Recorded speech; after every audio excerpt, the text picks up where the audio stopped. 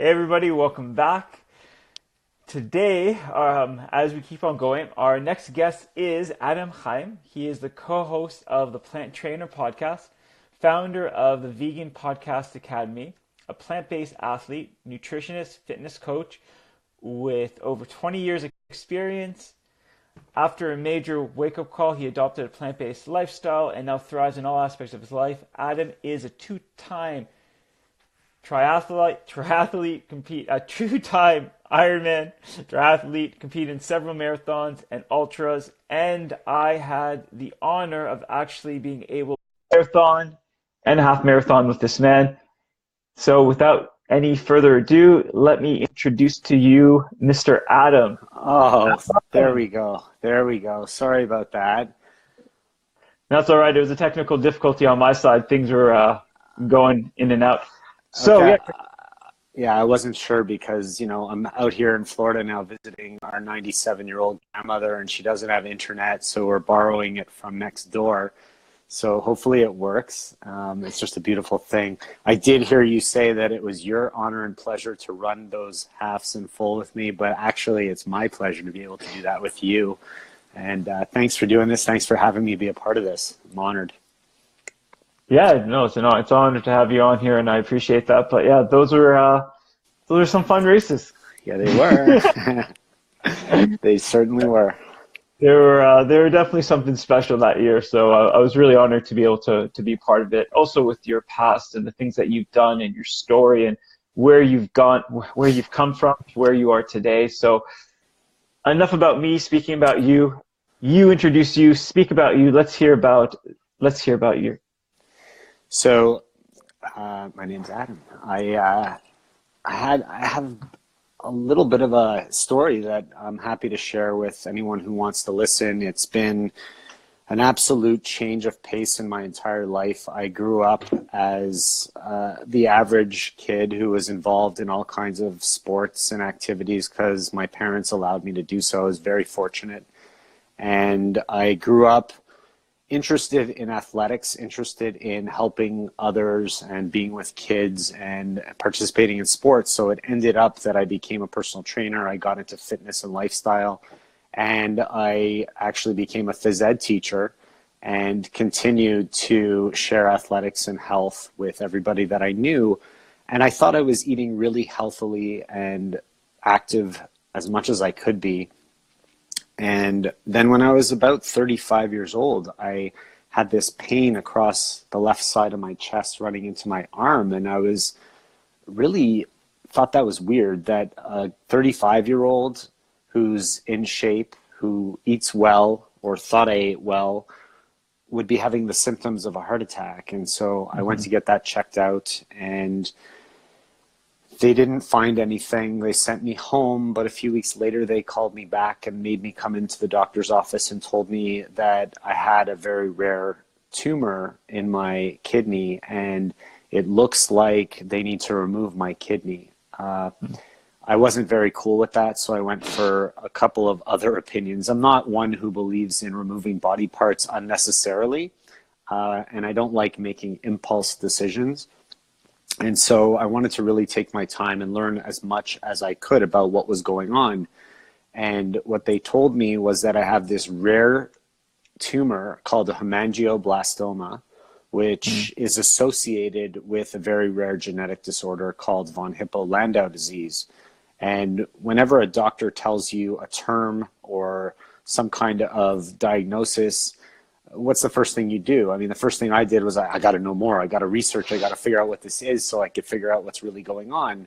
And what I learned was that it's a genetic disorder that people don't usually survive with it past the age of 40. And at the time, I was 36-ish, 37, about to have our second child. And I just remember so vividly getting down on my knees to look at my 2-year-old son in the face and just think about how in maybe 2 years from now, I won't be around anymore to watch him grow up, to be with my family, to be a father that they deserve to have. And I wasn't okay with that. And so I contacted a friend of mine who's a neurologist because it was a genetic disorder. I figured he might know something about it. And what he told me was go get a retinal exam done so you can get a picture, because the retina, the eye, is a good window into the body to kind of see how your health is doing. And this genetic disorder, what it does is it deposits tumors along your central nervous system until it takes over your body. And so by doing that retinal exam, the ophthalmologist was able to tell me that it didn't look like I had the genetic disorder, so I was quite relieved.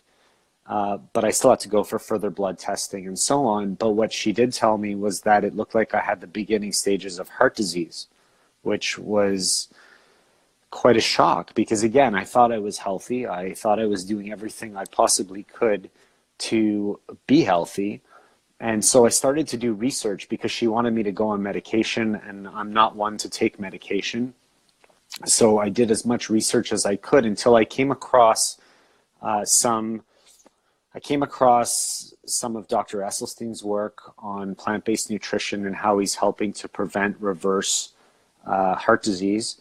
And it was very interesting. And then I watched the documentary Forks Over Knives, which also was very, very interesting. And then I came across Ironman champion triathlete Brendan Brazier, who all of his life had been training and competing on a plant-based diet. And so everything made sense to me as far as what the nutrition could do and how it could help the body and improve quality of life and sustain a healthier lifestyle. And so I turned to my wife Shoshana overnight, like one Thursday night it was maybe, and I said, tomorrow I'm plant-based. And she looked at me and she didn't really understand what that meant because, not long before this, we had just began a gluten-free lifestyle because our son had really bad eczema, and it was suggested that he takes gluten out of his diet so that maybe he's just allergic to the gluten. And it just, the amazing piece is that food is such a contributor to our health and to our illness, and it could do one or the other. And what we put into our body has such a direct impact on everything we do, not just athletics, but health, performance, whether you're sitting at a desk doing your work, your mental focus, whatever it is. And so I began a plant-based lifestyle. I transitioned away from team sports. I played late night hockey in a men's league. I moved away from that and started to get into triathlon and individual sport where I could now compete on my own schedule and do things when I felt good about doing them, which was really early in the morning rather than really late at night like the hockey was doing. So it was a bit of shift of lifestyle as far as fitness goes. It was a huge shift as far as nutrition goes. And about a year after I had been whole food plant-based, I went back to the retinal exam, the ophthalmologist, to see what was going on. And the images, I wish I could pop it up on the screen for you here, but the arteries in my eyes were now nice and wide and bright red. There was clear blood flow going all the way through. So what was narrow and hard to get through for the blood had to opened up over the course of the year, and the beginning stages of heart disease had disappeared. And throughout that year, I had been going for tumor checks to make sure that the tumor wasn't growing. And there was no change after a year, but as I continued, after about a year and a half, the doctor, the technician kind of said, what are you doing? What medication are you on? Because your tumor's not growing, it's actually getting a little bit smaller. And they were amazed. And so I continued to eat this way. I still do today. And the tumor kept shrinking a little bit every time I went. And eventually they told me never to come back because it looks like what I'm doing is the right thing to be doing. I felt really good. I went on to compete in Ironman triathlons, 2 of them, some ultra events. And the most important thing that came out of all of this is that I'm still here today at 45 with my family. I'm now 5 years old, almost 6, because, they told me I wouldn't be here past 40. And I'm now living such a great life with my family, but I'm also sharing my story with as many people that want to listen and helping them change their lives so they don't have to go through things that we had to go through as a family, just trying to make this world a better place. And that's the brief version of it. Hope it wasn't too long, but it's that moment when I was on my knees and looking at my son in the face that I will never shake that. And it's an emotional time for me because I always start to tear up when I think of not being able to be here, to be with my family, to watch them grow up. And I'm just so grateful that I'm here and able to do that now. And I have so many opportunities to help other people because I'm here doing that. So that's the nutshell. That's the nutshell.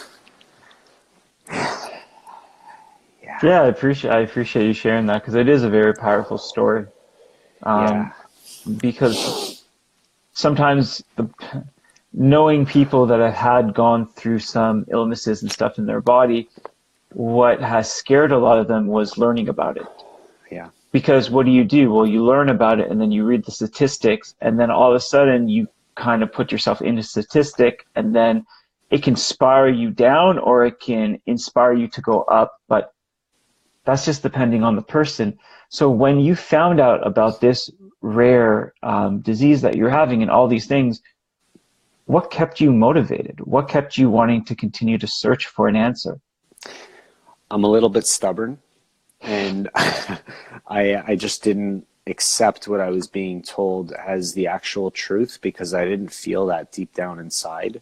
And I knew for some reason, I don't know what it was that was drawing me there, but I knew that there was another way to do it for me and that there was a bigger plan ahead for me. And the end was not now. I felt like when I found all this information, it just told me that I was doing the right thing because, oh, here's a solution for you.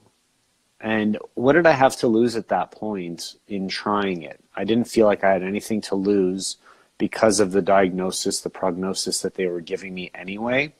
And I saw so much upside to it that it was worth putting everything they were telling me on hold to give this a try. It wasn't like I was going to be gone tomorrow. Mm-hmm. And it wasn't like I felt like I was going to be gone tomorrow. I felt pretty good other than that pain that went away in a few days. And so I really thought that this was the right way to go. And sometimes you have to trust your instinct and you have to go with what you feel in here. And for me, it was, I want to be around for my family. And to me, this seems like the right thing to be doing right now. And I'm going to go for it and see how it works. And as I went through the process of just doing more research and learning and listening and learning and listening, I just kept doing what I was learning and I felt better and better and better. Mm-hmm. And so it just made the right sense for me. And people tell me, like, I don't know how you did that. It must have been so hard. And I think that, yeah, change is hard. Change is hard. It's never easy. But when you know your reason for doing things and why you want to get that done and you make that meaningful to you, then you're more likely to want to continue to do it. And so me having that crutch of being here for my family to watch my kids grow up is what I always draw back to for strength to keep me going in that right direction. And it hasn't failed me so far. So I know I'm doing the right thing. I see. I think that's beautiful. The fact that you call on to the power of the family to have it. But if you were to have been diagnosed without the kids and without the family, do you think you still would have gone down the same path? I probably would have. I would have found another crutch. So it might not have been my kids. It might have been my wife. Had I been single, it just might have been the opportunity that's out there when I'm so young at the age of 35, 36, 37. And most people these days are living well into their 90s And as we get older and older, it's going to push past 100. And I had more than half my life to look forward to.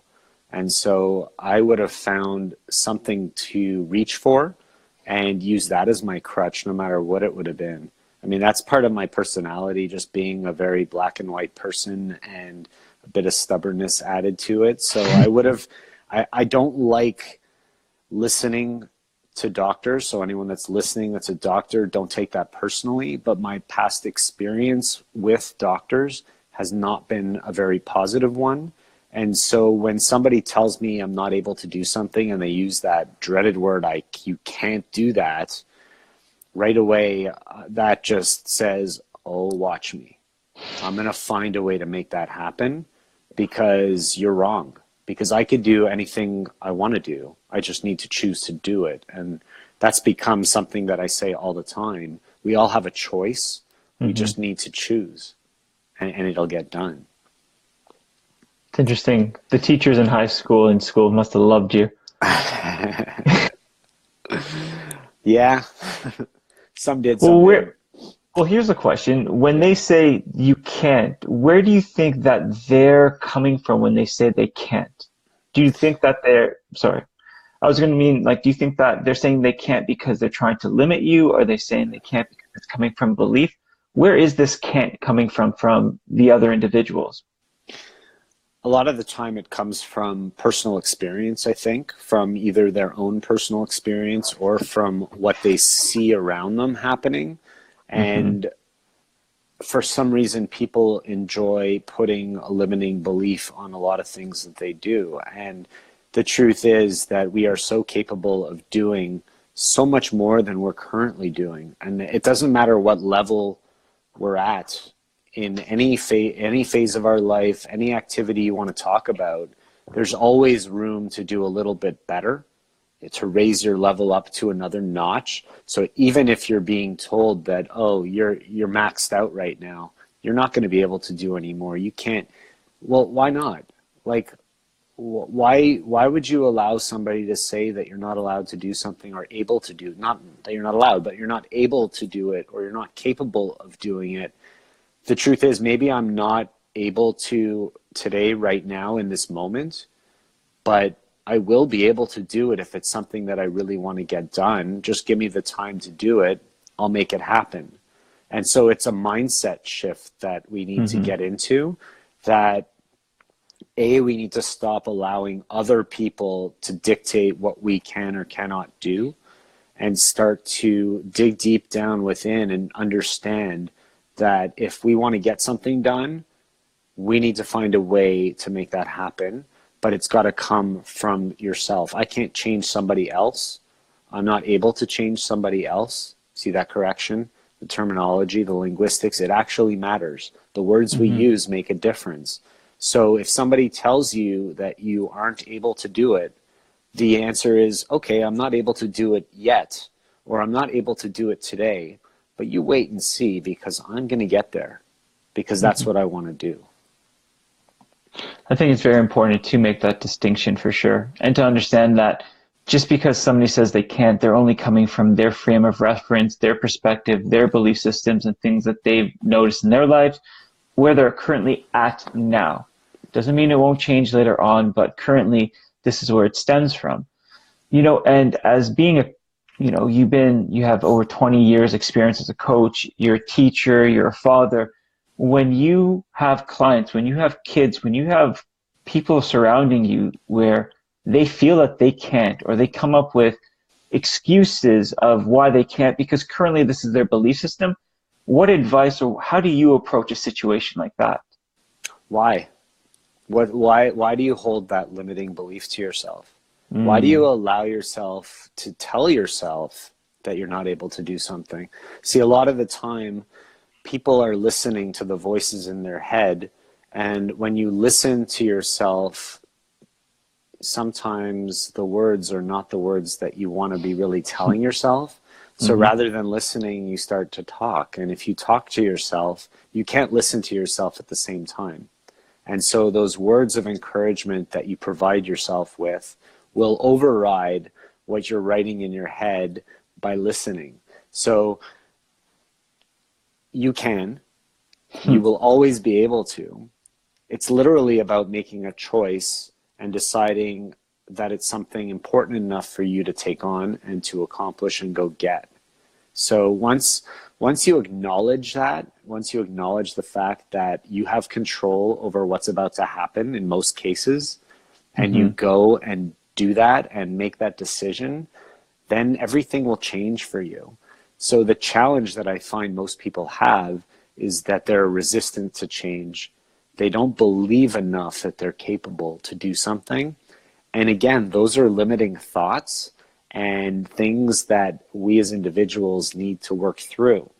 And we can work through it by simply talking it out to ourselves and letting ourselves be told that we can. I can do this. You can do this. We can do it together. Maybe today we're not there yet, but we'll get there. We just got to make it a point. Yeah, with limiting beliefs, it's really interesting because there's a lot of online, there's a lot of motivational stuff that's like rah rah, you can do this and whatnot, and yet it's a feel good for a moment, but then afterwards it's trying to find that, well, how do I stay motivated? One of the things I say is never look for motivation, because if you try to be motivated, you never will. Create a scenario and then motivation will find you. And when it comes to you finding your own motivation, finding your own will, you say stubborn. I rather say you're a very determined individual. Because it is a reframe. Like stubborn, you're still listening and you're still open, because prior to when you were talking about your situation, you said learning and growing. Now, if you're really stubborn, you're not really going to learn. You're going to grow. It might not be the way that you want, but you're constantly learning and you're open and you're moving forward into it, which I think is great. And yes, go. Yeah, no, it's one of the things that I say every morning as well. I'm strong, I'm determined, and I could do anything I choose to do. And so could everybody else that's watching and listening or that we interact with every day in our life. So yeah, you're right. Stubbornness is determination, or another version of it. Again, the language that we use is very impactful. And there's a lot of determination to succeed in a lot of ways. And that's basically a driving force that I can now be that role model to my kids, to my family, to my students, to everybody I interact with, in how I went from, oh, you're no longer going to be with us anymore, to thriving in all aspects of my life and feeling the best I've ever felt in my life. And being able to share that with everybody around is a huge privilege that I have now. And I'm very grateful for it. And we're very grateful for that as well. Another thing I'd like to say is, so your frame of mind, your determination, the things that you create prior to getting this diagnosis, was it the same when you were growing up? Did you have this can-do attitude? Did you have the, I want to push the boundaries, test things out, and see what my true limits or unlimitations are? Like my true potential, I mean. So I would say probably not. And I would say this, I would say that when I was 10 years old, my parents split up. I was one of the only people that I knew that had divorced parents. I had to raise my brother, helping my mother at a very young age. And it taught me a lot of discipline and responsibility that maybe I wasn't ready for. And maybe I resented a little bit for a while, but I just did it because that's what I had to do. And so I think I coasted a lot. I think I performed well in athletics and I performed decently at school. I wasn't a top student, but I did the best I could. I always tried to do the best I could. There's no question about that. But until this pain in my chest came, I don't know that I really felt everything the way I should have. I didn't have any sense of gratitude. I didn't know what the word meant at the time. This kind of whole side of me woke up out of nowhere. Like when I went through that process, it was like literally my whole entire life actually changed, and I became almost a completely different person. And the perspective that I have now on everything that I do has just shifted completely from a coasting attitude and just, yeah, I could do whatever, like I could do it. And I'm just doing the best I could. But now it's like, I can do it. And I can really do the best I can. And there's much more feeling and there's much more compassion behind all of that. And there's so much more gratitude than there ever was in my life towards everything. It's crazy. But you speak about gratitude, but why? Why does this matter? I'm here, man. I'm just so fortunate, so lucky, so grateful to be here, to be able to watch my kids grow up. I mean, they're now 11 and 9. It's like, wow. It's crazy. Right? And to be able to go outside and do a workout with them, or to throw a ball with them, or we did a triathlon together when they were little, like the cutest thing ever. But to be able to share these experiences now, I never was able to feel like I do being able to be with them before. And it's just this new mindset that I've had since this whole episode and transformation mentally. It's just opened up so many windows and doors for me to just feel so good about sharing it and helping other people. And it's no longer now just me. I'm not only thinking about myself. I'm always thinking about how I could help other people the best way I can. And so it's a very big shift for me. And it's a lot of new stuff. It's cool. I think it's really great. And I find that a lot of times individuals that have this awakening moment, they discover this, they call it the attitude of gratitude. It's all of a sudden they're just like, whoa, I am wealthy. I am healthy. I do have a lot. I'm blessed. And all of a sudden it's just like a reframe of everything. And then you're looking at things through a different lens. And it seems to be a similarity with so many individuals when they're having these moments of just being like, I am enough. I give myself permission. I can do this, so it's just beautiful to be able to hear that with you, and the fact that, for some people it's their kids and their family. For some other people it's a goal. For other, like, everybody has their own little thing. And as you said before, if you didn't have the family, if you didn't have your wife, you still would have found something, because there's something internally inside of you that was driving you, that you knew that there was more. Because, it's not a pessimistic way, but we're dying every day. Yeah. But that doesn't mean we can't live every day.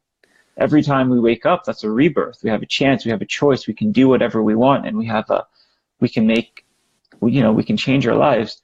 Now, my question for you is, because nowadays there's so many, because you changed your lifestyle from being a meat eater, correct? Yep. To going plant-based. Yep. So my question is, now there's the keto diet and there's the paleo diet. There's a lot of these diets, and then there's the plant-based diet, and there's different things. People call it a diet, some people call it a lifestyle. I don't want to get into that, but I want to ask you a question about food. Because do you believe that food is our medicine? For sure. I mean, it has been for me. I'm living proof, literally, that it has been our medicine, and it has been mine. And just being able to eat real food and whole food just changes your entire perspective. You're eating living food rather than dead food. When you eat meat, you're eating the thoughts, emotions, the feelings of a dead animal. And it gives you a certain energy and vibration. But when you're eating plants, fruits, vegetables, legumes, nuts, seeds, all things coming from the earth that are live foods, living foods, they also have a vibration that make you feel really good inside. And it's like what I said before, there's so much power in the food that we consume. It could either hurt or heal you. And I mean, that was such a powerful message that I learned through this whole process.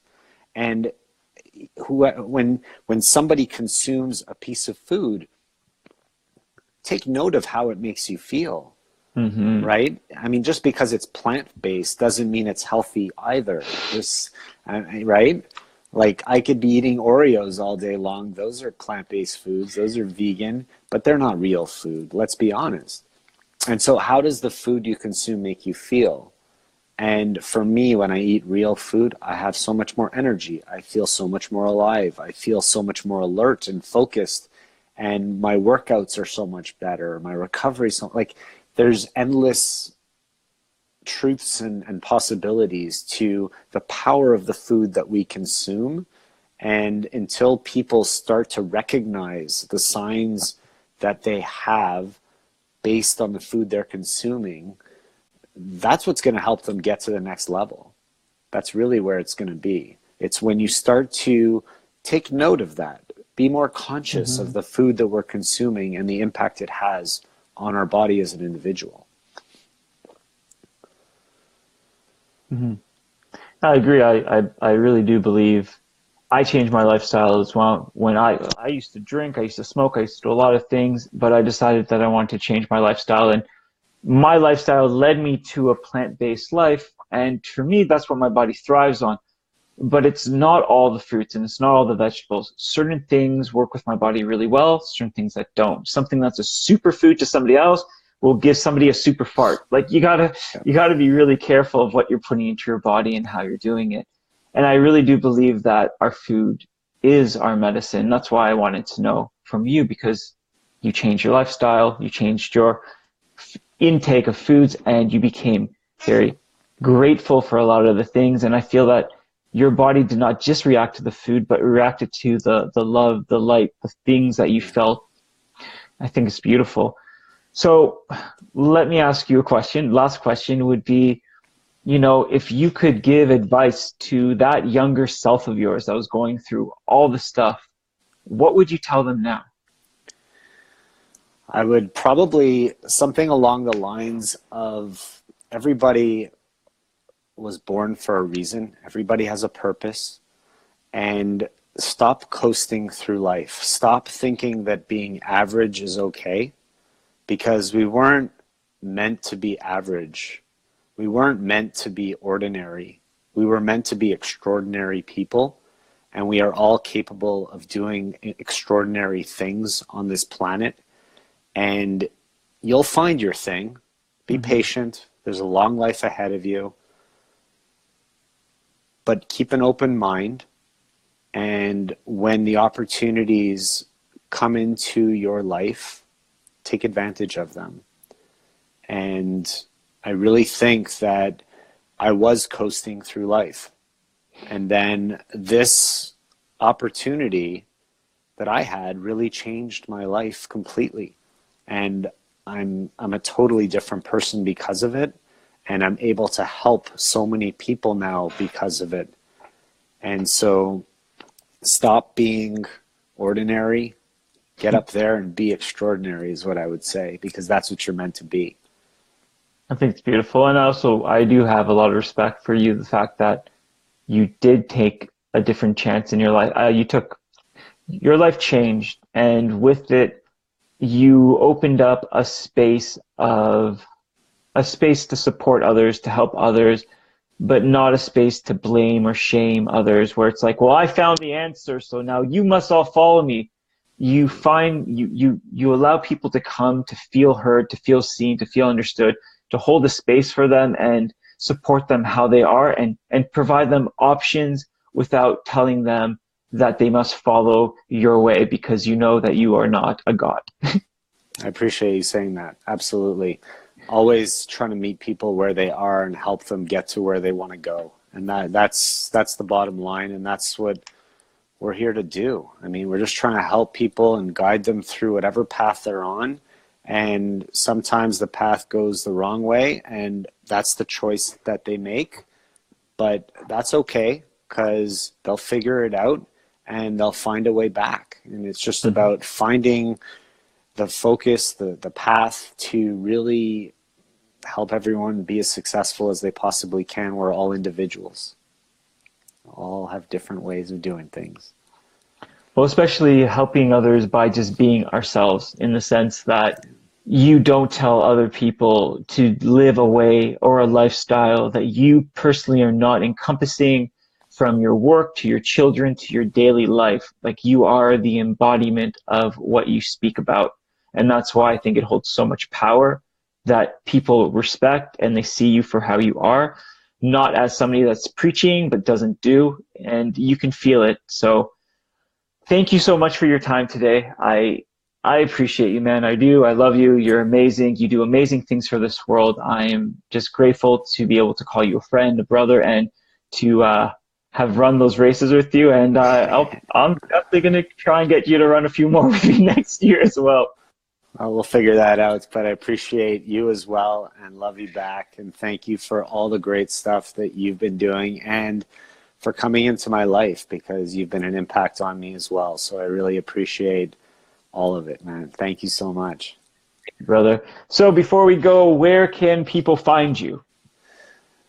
So at Plant Trainers, all over any social media, the Plant Trainers podcast on your favorite listening platform. And I love to interact with people whenever I can. So if you send me a message, I will respond, and it will be me. So that's it. It's just at Plant Trainers on all social media. Beautiful. I'll make sure to put all your handles and everything into the post when I put it onto the podcast, when I put it onto YouTube and other platforms. Once again, Adam, thank you so much. I appreciate you, appreciate your time, and we'll do this again soon. Look forward to it. Thanks so much, bud. Take care, brother. Bye. Okay, bye.